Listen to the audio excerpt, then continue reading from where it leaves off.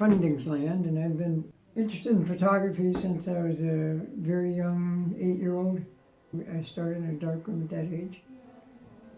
And I, worked with black and white film until I was in my 20s.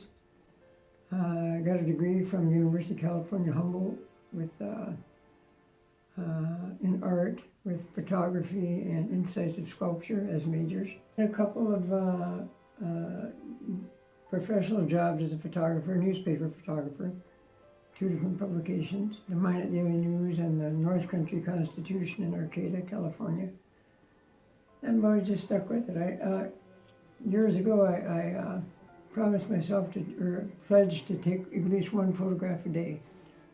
And I've pretty much stuck to that. So some days it's hundreds. So. But in the earlier days, you had to be much more of a technician than you do now, especially if you're printing your own work. Plus, you needed to know exposures more and measuring light. And these days, the cameras are just so great on automatic. All those things we once had to learn, cameras do for us. Printed work doesn't have the depth, I don't think, as the old black and white, silver halide printing did. We've lost something there. It's not lost. A lot of people still practice it, but I don't. I usually work in portfolios, so some might take a few hours to do and some might take years. So I've got a nice portfolio of housing, and I've got a nice portfolio of staircases. Some of my like these on this wall, are some of my individual images that are old favorites. They're older. The 2 on the outside are both student pieces from when I was in college that I reprint once in a while. So it's a variety of work in here, a variety of subject matter.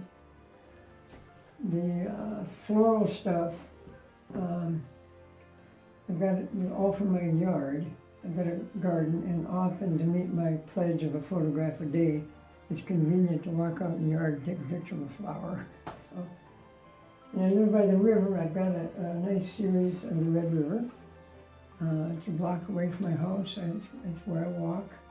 I'm a traveler. There's a nice image of Iceland here. I've got a lot of pictures from, I think I've been to 20-some countries.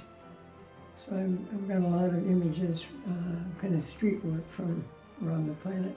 Important thing, I think, is get closer and pay attention to what's in the background.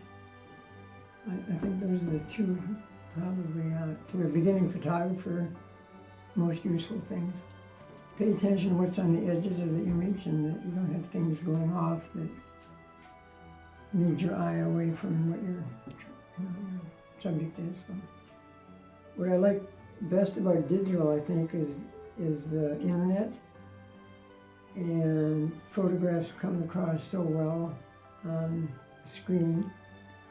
I post almost every day. I post something on Facebook, just a picture of a flower in my street or the snowfall or something. I bet I'm an amateur, which I like. I tried, when I was in my 20s, I tried making a living for a little while and found that taking pictures of weddings or baseball teams, or even as a photojournalist, it was too confining. And as an amateur, you can you have no expectations, you can do whatever you want. I like that. Back in the corner, there's a couple of still lifes. I did about a 4-hour still life session and got a dozen nice still lifes out of that. So that's a small portfolio. And then I worked on this portfolio of houses for 20 years. And I probably got 2,000 images. I'd like to spend more time on the seashore.